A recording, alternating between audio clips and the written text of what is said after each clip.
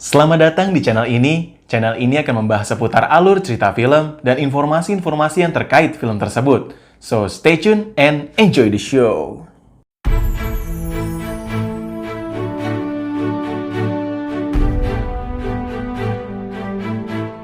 Hai film lovers, finally kita berjumpa lagi setelah sekian lama. Kali ini saya akan membahas alur cerita film horor yang sudah tidak asing lagi. You know Squid Game? Pasti tahu lah ya.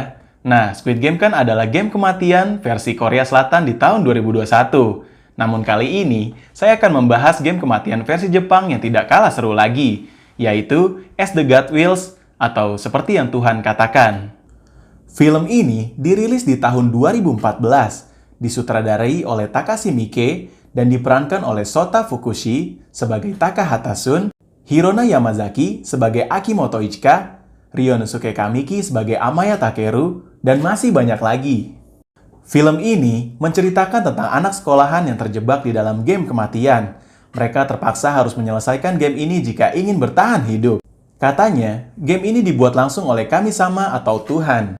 Terdapat sebuah fakta unik dari film ini, yaitu selalu ada boneka oleh-oleh Jepang seperti Daruma, Maneki Neko, dan Kokeshi. Bagaimanakah nasib anak sekolahan tersebut? Tanpa berlama-lama lagi, mari kita simak alur cerita film tersebut. Cerita bermula dari dua remaja laki-laki yang merasa hidupnya sangatlah bosan. Tiba-tiba, kehidupannya pun berubah seperti yang Tuhan inginkan.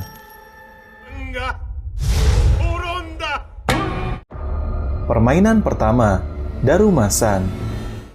Boneka Daruma ini adalah boneka tradisional Jepang yang melambangkan simbol keberuntungan dan ketekunan. Boneka ini menggambarkan cerita seorang biarawan atau petapa yang bernama Bodhidharma yang kehilangan tangan dan kakinya ketika mencari pencerahan melalui pengorbanan diri dan meditasi yang sangat lama. Di dalam permainan ini, jika mereka ingin selamat, maka mereka harus menekan tombol di balik boneka hidup Daruma-san. Mereka hanya boleh bergerak ketika Daruma-san sedang berbalik dan bernyanyi. Jika tidak, Daruma-san akan memecahkan kepala mereka. Waduh.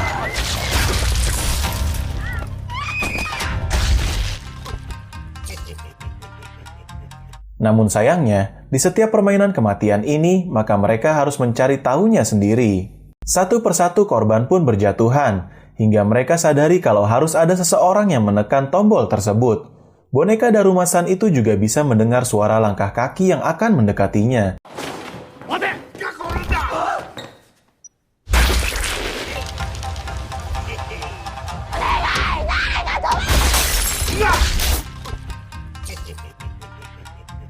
Kemudian, sisa waktu hanya tinggal 5 detik saja. Mereka berdua saling bekerja sama. Salah satu remaja tersebut memaksa temannya untuk melompat melalui badannya, hingga dia pun berhasil menekannya.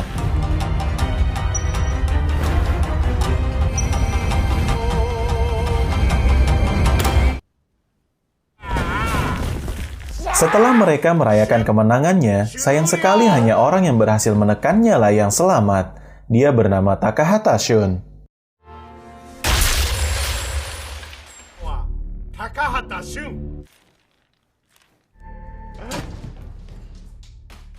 Cerita pun mundur. Sebelum permainan itu dimulai, Shun bertemu dengan teman rumahnya, Ichika Akimoto. Dia adalah anak gadis populer di sekolahannya. Dia juga bertemu dengan Takeru Amaya, anak laki-laki yang bosan juga dengan hidupnya. Kemudian, suasana kelas pun berubah seketika ketika boneka Daruma-san itu datang.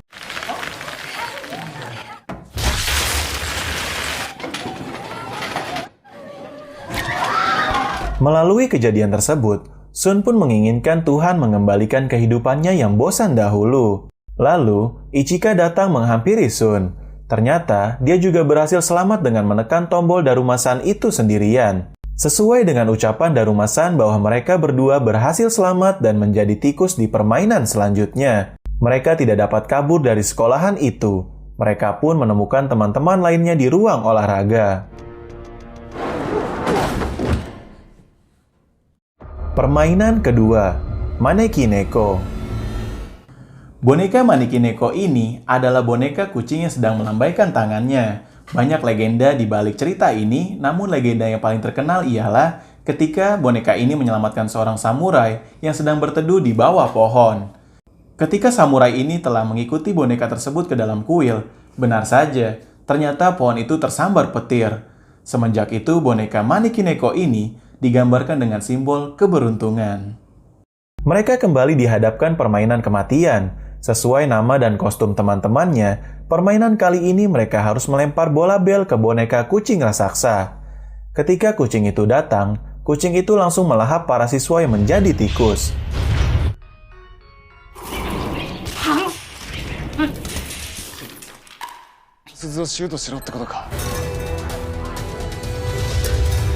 Ketika salah satu siswa ingin melemparkannya, namun sayangnya kucing itu menyadarinya.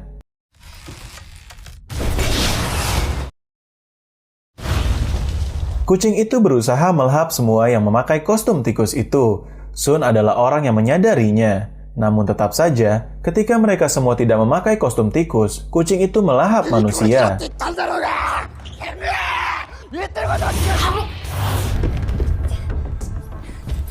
Di saat kucing itu sedang ingin melahap Ichika, Sun mengalihkannya dengan kostum tikusnya. Ternyata, imbalan menggunakan kostum tikus itu adalah dapat mendengar suara kucing tersebut. Kucing itu meminta seseorang untuk mengelusnya agar dia bisa tidur. Sun pun memberitahu semuanya untuk membantunya.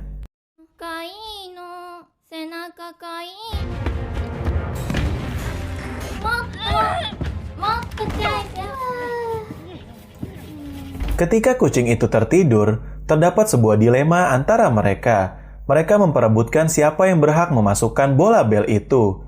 Mereka tidak mau kejadian permainan sebelumnya terulang kembali, yang mana hanya ada satu pemain yang lolos. Namun, karena keberisikannya, kucing tersebut pun bangun kembali. Sun yang melihat sarung bola basket, dia berpikir untuk melakukan tipuan. Sun dan Ichika berniat untuk melemparkan keduanya. Kucing itu pun berhasil terkecoh dengan bola yang dilemparkan Ichika. Sun pun mengambil momen tersebut untuk melemparkan bel tersebut.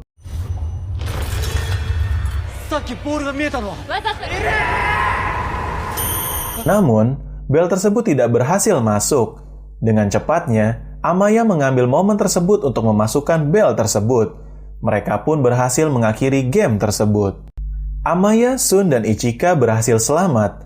Bukan karena mereka yang mencoba mengakhiri game, namun karena Amaya yang membunuh sisa pemain tersebut.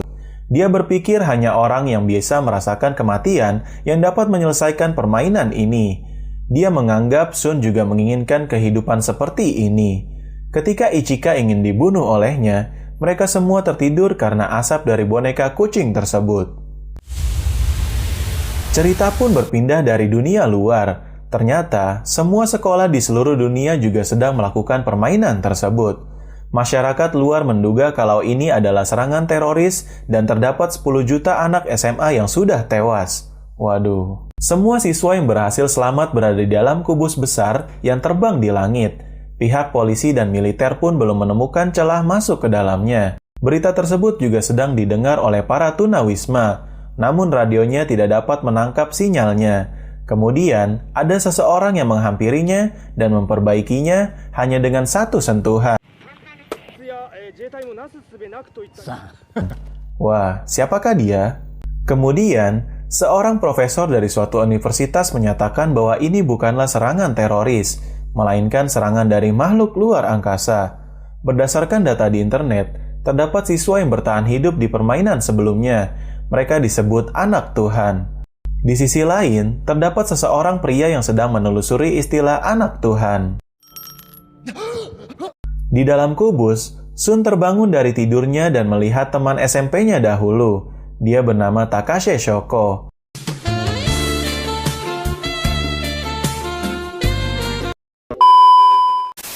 Dia juga bertemu dua siswa SMA lainnya.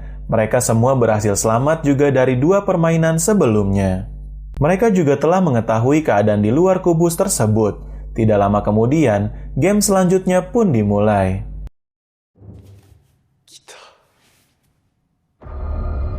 Permainan ketiga, Kokeshi.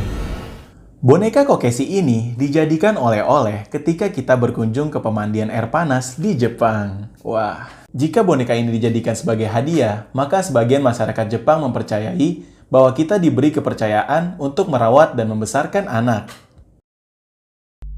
Mereka harus menebak siapa yang berdiri di belakangnya setelah lagu dinyanyikan. Mereka harus menutup matanya dan diberi waktu 10 detik untuk menebaknya.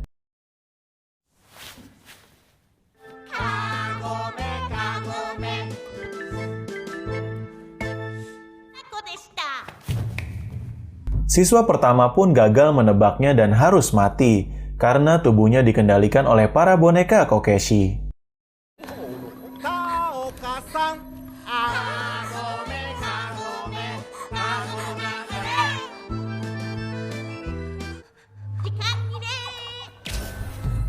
Siswa kedua pun terpaksa harus bermain juga dan tidak bisa menebaknya, karena waktunya habis dan dia pun harus mati juga.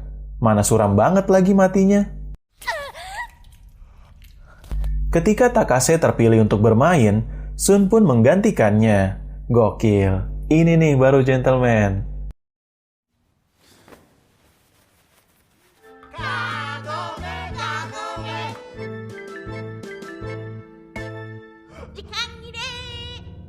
Sun berhasil menebak boneka Kokeshi di belakangnya dengan sebuah tipuan. Ternyata, dia merekam suara Kokeshi sebelumnya yang bilang waktu telah habis.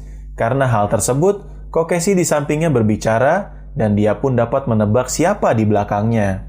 Untung saja, satu barang yang dibawanya dapat menyelamatkannya. Para boneka Kokeshi itu pun hancur dan memberikan satu kunci kepadanya. Kemudian, mereka bertemu dengan siswa lain yang sedang dikejar-kejar oleh boneka Kokeshi pemarah. Mereka harus saling berpegangan tangan. Jika tidak, maka Kokeshi tersebut akan membunuhnya. Takase yang ketakutan, dia meminta Sun untuk jangan melepaskan genggamannya. Wah, so sweet. Like-nya dong. Sun yang melihat kalungnya Takase, cerita pun mundur. Ketika Takase yang sedang dalam masalah, dia bertemu dengan Sun. Sun mengajarinya untuk meluapkan rasa kesedihannya. Sejak saat itu, Takase mulai menyukai Sun. Lalu, Sun mendengar teriakan Ichika yang sedang dikejar-kejar oleh Kokeshi pemarah tersebut. Sontak, Sun pun melompat dan menggenggamnya. Takase pun menjadi cemburu dengan Ichika, teman SMP-nya juga dahulu. Waduh.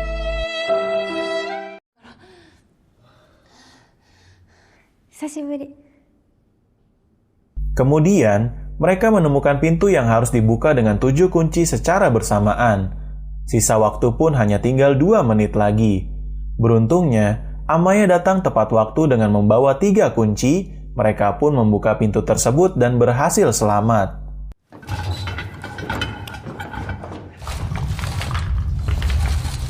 Mereka harus memakai pakaian tebal yang sudah dipersiapkan untuk melanjutkan ke game selanjutnya. Sementara mereka juga sedang menjadi tontonan masyarakat. Entah dari mana siaran video itu berasal.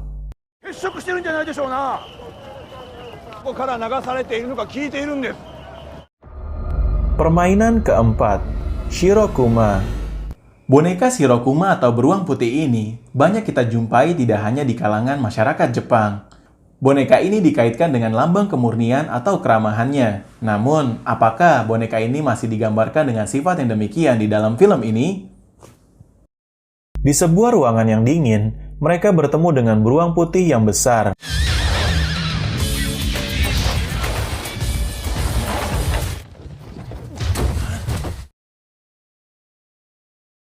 Mereka harus memainkan permainan jawab jujur.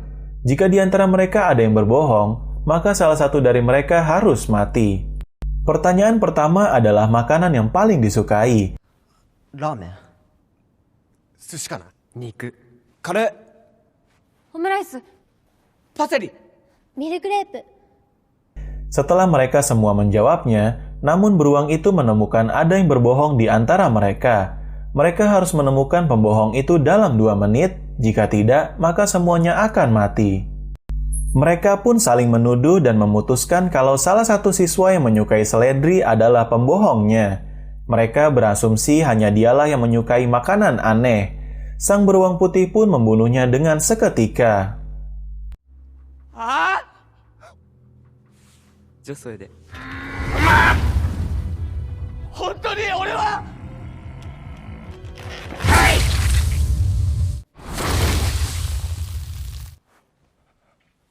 Pertanyaan kedua pun berlanjut. Apakah mereka menyukai Takahata Shun? Yes or no? イエス Yes. ノ ノ Yes. ーノ Setelah mereka menjawabnya, beruang putih itu masih menemukan ada yang berbohong di antara mereka. Sun pun menyadarinya kalau ada salah satu di antara mereka yang bekerja sama dengan beruang putih itu. Namun, dia belum bisa memikirkan siapa itu. Saat semuanya sudah beralibi, Takase pun tertuduh oleh dua siswa SMA lain dan Amaya. Karena mereka menduga hanya Takase lah yang berasal dari SMA lain sendirian. お前ら Takase pun harus menjemput ajalnya, walaupun dia sangat menyukai Sun. Waduh, begitu tragis sekali. こいつだよ早くしないと本当に高畑くんのことは。やめろ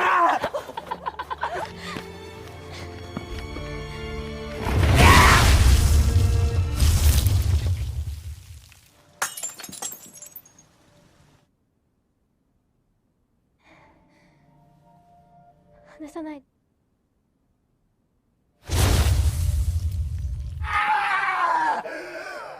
Lagi-lagi mereka salah. Ketika pertanyaan ketiga ingin dimulai, Sun pun menyadarinya. Amaya juga menyadarinya dari awal permainan. Hade, mengsuram. Pembohong di antara mereka adalah beruang putih tersebut. Sun menyadarinya karena darah Takase menempel di tangannya. Beruang tersebut bukanlah beruang putih, melainkan beruang hitam. Semua yang dikatakannya adalah kebohongan belaka. Mereka berlima pun berhasil hidup dan meneruskan ke game selanjutnya.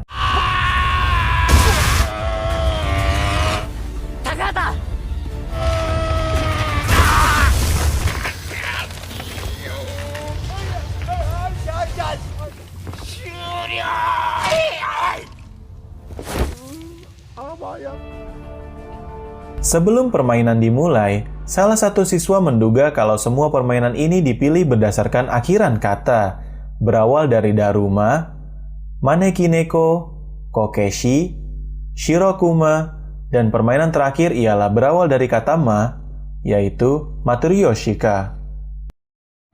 Permainan kelima, Matryoshika. Boneka oleh-oleh yang berasal dari Rusia ini melambangkan kesuburan atau keibuan. Boneka yang berlapis-lapis ini, dari yang paling besar digambarkan dengan sosok ibu yang sedang melindungi anak-anaknya. Kata boneka tersebut, ini adalah tempat terakhir untuk bermain. Mereka akan memainkan game tendang kaleng. Di dalam permainan ini, sebagai penjaga harus meletakkan kaleng tersebut di atas lingkaran dan menangkap minimal 3 peserta ke dalam penjara. Sementara, peserta lainnya harus bersembunyi hingga penjaga tidak dapat menemukannya. Batas akhir permainan ini adalah sampai matahari terbenam. Jika salah satu peserta ingin melepaskan peserta yang tertangkap, dia harus menendang kaleng tersebut. Namun, resikonya adalah nyawanya sendiri karena kaleng itu akan meledak jika ditendang. Waduh. Sebelum dimulai, mereka harus menentukan siapa yang jadi penjaga berdasarkan stik kayu. Suramnya adalah Amaya yang harus menjadi penjaga, karena dia adalah pemain yang terkuat dan berbahaya. Permainan pun dimulai. Mereka menduga kalau Amaya akan memakan waktu lama untuk mengambil kaleng tersebut. Namun kenyataannya, mengcepat. Dengan cepatnya, Amaya berhasil menemukan 2 siswa yang sedang mengumpat. Melihat keadaan tersebut, Ichika dan Sun menjadi khawatir. Apesnya adalah, Amaya melihat Ichika. Mereka pun berencana untuk melarikan diri. Namun sayangnya, mereka tidak sempat. Oleh karena itu, Ichika memperlambat Amaya agar Sun bisa kabur. Berhubung Amaya telah menangkap 3 orang, maka dia tidak perlu menangkap Sun lagi. Dia mengajak Sun untuk keluar, karena dia berasumsi kalau mereka berdua adalah anak yang terpilih. Ichika pun menyuruh Shun untuk jangan keluar karena dia merasa kalau Amaya itu hanyalah berbohong agar dia bisa menangkap Shun. Shun yang cerdas, dia melihat sebuah peluang dan merencanakan sesuatu. Shun pun keluar dengan menggunakan baju zirahnya. Namun Shun terlihat kesusahan dengan baju zirahnya, dia pun berhasil tertangkap oleh Amaya. Namun rupanya, Amaya tidak bisa menginjak kaleng karena dia terikat dengan baju zirah Shun. Shun menyadarinya kalau dia memang merasa hidupnya sangatlah bosan, namun dia sadar bahwa semua orang juga berhak untuk memiliki kehidupan yang layak. Dia pun melompat ke air dan Amaya pun terseret kewalahan.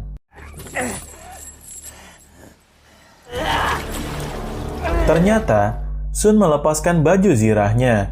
Dia berniat untuk menendang kaleng Amaya. Ichika pun tidak kuasa melihat Shun yang ingin menendang kaleng tersebut. Shun pun sangat kesal kepada Tuhan karena dia telah mengambil nyawa teman-temannya seenaknya.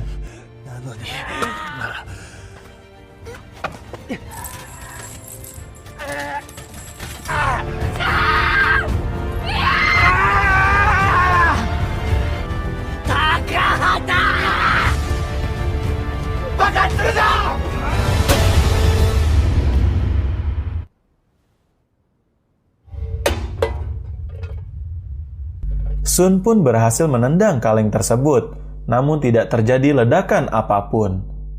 Matahari pun terbenam dan permainan selesai. Ternyata, boneka itu hanya bergurau soal ledakan. Bahkan tidak ada yang mati dari permainan ini. Ada.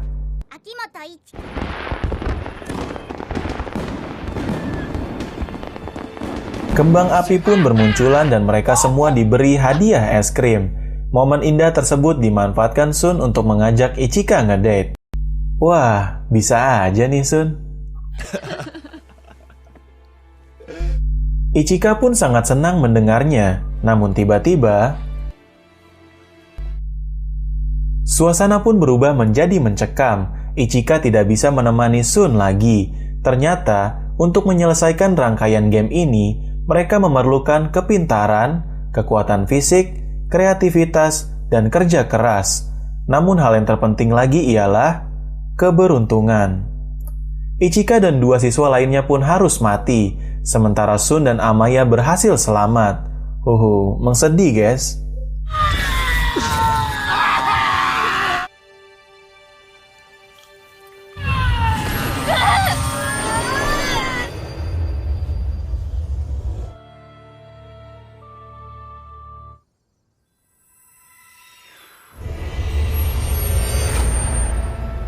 Di sisi lain, Takumi yang telah menyadari kejanggalan dari semua permainan ini, dia pun berniat untuk menyelamatkan dunia dengan bermodalkan komik yang dia punya.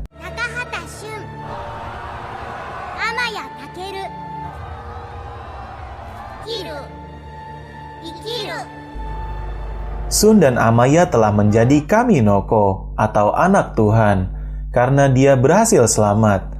Shun yang tidak percaya kalau Tuhan itu ada, sang boneka pun bilang kalau Shun salah. Berawal dari permainan Daruma, Maneki Neko, Kokeshi, Shirokuma, Matori Yoshika, dan yang terakhir adalah Kami atau Tuhan. Kami.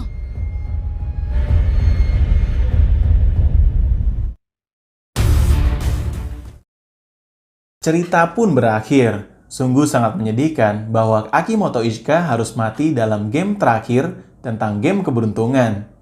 Padahal, Shun sudah mengajaknya untuk berkencan setelah keluar dari game ini. Namun, apa boleh buat, takdir berkata lain. Amanat yang dapat diambil dari film ini ialah, jangan merasa bosan dengan kehidupan kita masing-masing, jangan pantang menyerah seperti lagunya The Massive, dan yang terpenting lagi ialah jangan mau memiliki sifat ingin menang sendiri seperti Amaya Takeru. Bagian yang paling seru menurut saya ialah ketika Takase dan Ichika mengungkapkan bahwa mereka menyukai Shun. Selain itu, momen ketika Takase tertuduh bohong hanya karena dia minoritas yang berasal dari SMA yang berbeda dari yang lain. Emang sedih guys. Menurut kalian bagian mana yang paling seru? Beritahu saya di kolom komentar. Jangan lupa juga untuk like video ini dan subscribe channel ini jika kalian ingin tahu alur cerita film yang lainnya. Nama saya Ali, salam pecinta film.